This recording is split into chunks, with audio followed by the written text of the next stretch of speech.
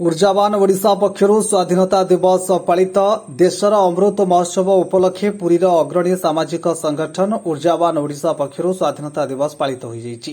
ଏହି ଅବସରରେ ଗୁଣ୍ଡିଚା ମନ୍ଦିରଠାରୁ ଶ୍ରୀମନ୍ଦିର ଯାଏ ଏକ ତ୍ରିରଙ୍ଗା ରାଲି ଆୟୋଜିତ ହେବା ସହ ସ୍ଥାନୀୟ ଗୁଣ୍ଡିଚା ମନ୍ଦିରଠାରେ ସଂଗଠନର ସଭାପତି ସନ୍ତୋଷ ସେନାପତିଙ୍କ ଦ୍ୱାରା ଜାତୀୟ ପତାକା ଉତ୍ତୋଳନ କରାଯାଇଥିଲା। ନିଜ ବକ୍ତବ୍ୟରେ ଯେଉଁପରି ଭାବେ ବୀର ସ୍ୱାଧୀନତା ସଂଗ୍ରାମୀମାନେ ନିଜର ତ୍ୟାଗ ଓ ବଳିଦାନ ଦ୍ୱାରା ଆମକୁ ଏକ ସ୍ୱତନ୍ତ୍ର ଭାରତ ଦେଲେ आमे तार अक्षुण्णता बजाय रखा दरकार। आज अमृत महोत्सव में आमे संकल्प नेबा जे जो क्षेत्र में अछंती समस्ते निजर सर्वश्रेष्ठ अवदान दे देश को विश्वगुरु करने चेष्टा करने उचित बोली से कहिथिले।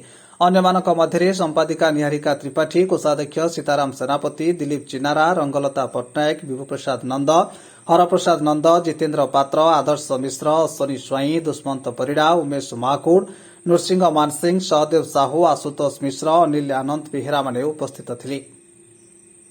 पुरीरू विक्रम